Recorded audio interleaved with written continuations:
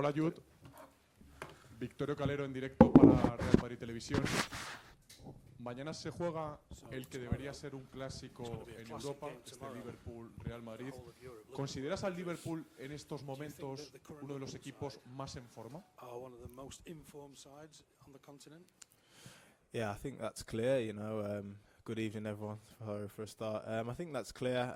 Obviously, they're top of the league in England, and I think top of the Champions League standings at the minute as well. So I think it's clear to see how good of a team they are. You know, they've got players who have kind of come to a new level, some of the younger lads, and then the more experienced lads who have been world-class for a long time. So it'll be a great test, but a great game, and, you know, still confident.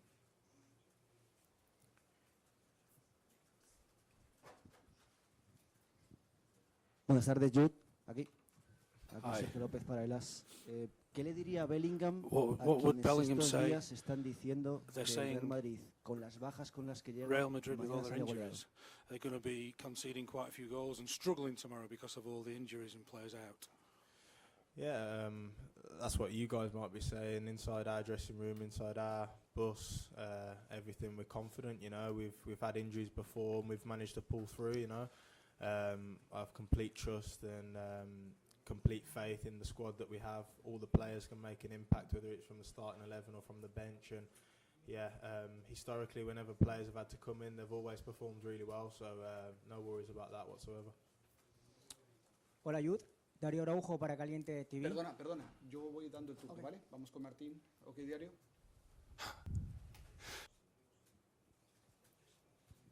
Hola, Jude. Hola, ¿qué tal? Olivier Lorenzo del País. Has jugado en diferentes posiciones. You've played in few different roles this season, different places on the field, positions. ¿Cómo has vivido how have you experienced that, and how are you settling into this new Real Madrid since the arrival of Kylian Mbappe? How have you seen things yourself during this settling-in period for the new players? Yeah, it's been like any kind of adaptation to a team. Players have left, great players have joined, and you know it changes the dynamic slightly of how maybe we want to play or the formations we'll be playing, and the positions of certain players. I've always shown that I can play in multiple positions because of my skill set, and you know, I'm happy to sacrifice for the team when it's needed. I think it's clear where I prefer to play, but I still don't mind in terms of whatever the manager wants me to do. I don't think the arrival of any player, Kylian, for example, in your question, has affected that at all. You know, we set up to try and beat the opposition. I'm put in a position that the manager believes is the best position for me in whatever game to have an impact on that game. I think Kylian's been absolutely great coming in. You know, I think he gets a lot of criticism, and it's a bit over the top for me. I think if you look at what he's contributed so far, it's really good, and it's scary because I see him every day in training and I know he's only going to get better. In terms of him coming, I don't think that's been the reason why I've changed positions. You know, like you said, we've had a lot of injuries as well, and things you got to adapt to in a game and in a club and in a team. Hola, Jude. Soy Rubén Cañizares de ABC. Yo quería preguntarte por un compañero tuyo en la selección y creo que por un amigo, que es por Trent Alexander-Arnold. ¿Te gustaría jugar con él a su lado la próxima temporada? ¿Habláis de esto entre vosotros? Well, I'll be playing alongside him next season for England anyway, hopefully. So that will be a guarantee. But you know, he's a Liverpool player, and I think it's disrespectful, especially to come to his home today and speak with the huge game tomorrow, to speak something that could be misconstrued or anything like that. So I think it's important to take that kind of pressure off him, and obviously he's a really good mate of mine, and I want him to do really well. Normally, obviously not tomorrow night, but we'll see what happens. But like I said, he's a Liverpool player. Hey, you, how are you? Joel Del Rio from Marca. I'm going to try in English if you want it. Oh, yeah, nice. I would like to know if you are the most important thing of the team is the adaptability. We have seen Valverde playing as a midfielder, also as a winger the last game. You can play also in many positions, but I just want to know if you are really happy in that position, because the last 4 games, 2 with the national teams and 2 with Real Madrid, it seems like your you are happier now than ever. So I just want to know if you have talked with Carlo Ancelotti about that. Amazing English, my friend. I think, I speak with Ancelotti every day. You know, I have a good relationship with the coach. Like I said, I've filled in positions to make sacrifices just like other players have. I think it's highlighted a bit more because, like I said, I've not scored as many goals. But I think you look at my all-round contribution in other positions, I feel like I can still affect games. But I know where I'm most effective. I think I've relayed that to the coach. But also, just like Fede, just like Kama, Aurelian, we're a team of many players with a broad skill set, you know, where we're quite complete. And so when it's necessary at times, we have to fill in positions because that's what a squad does. And, you know, the injuries don't help. But I definitely know where I'm most comfortable on the pitch. And also it's my responsibility the way that I interpret a position as well. I think if I'm put into a certain position, it's my responsibility to try and maximise it as well as I can and not let that be an excuse for me. So yeah, whatever the coach asks me, I'll do it, and I'll try and do it to my best of my ability.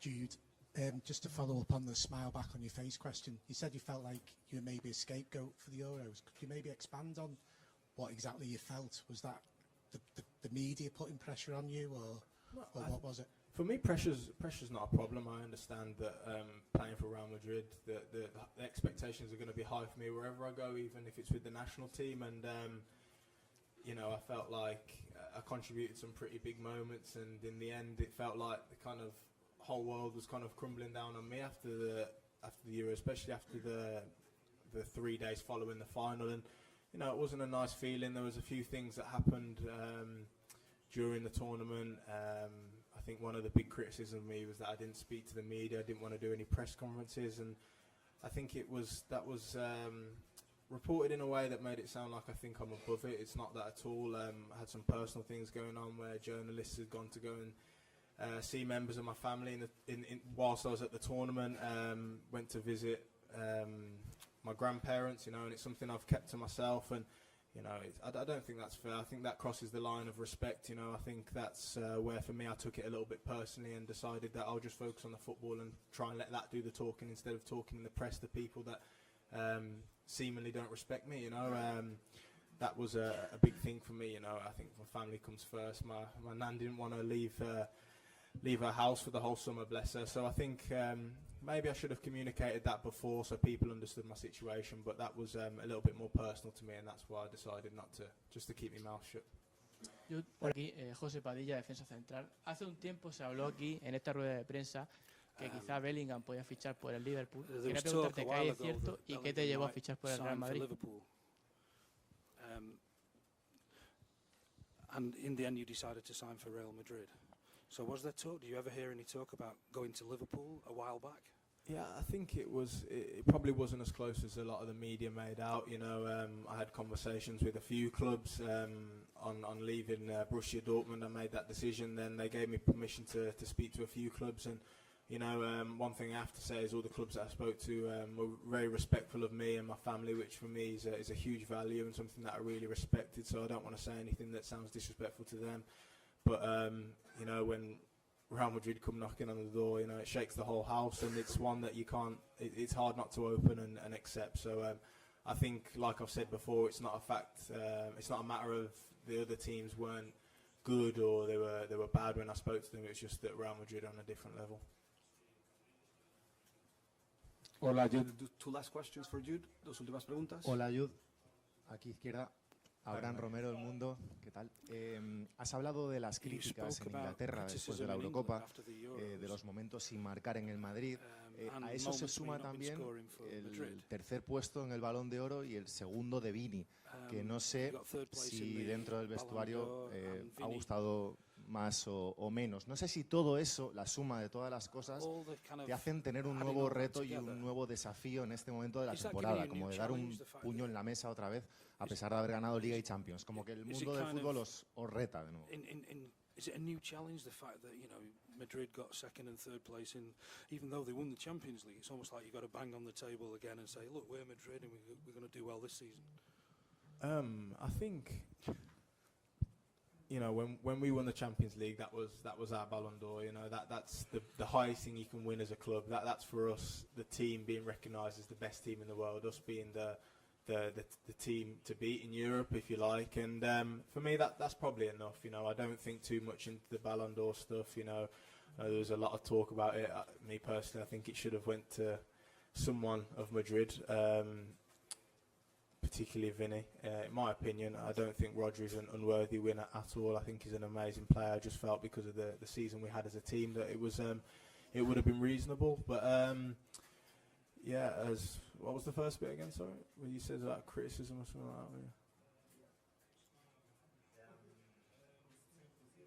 Oh, about the new challenge. Sorry. Yeah. Sorry, mate. Yeah, I was talking too much. I lost me mind.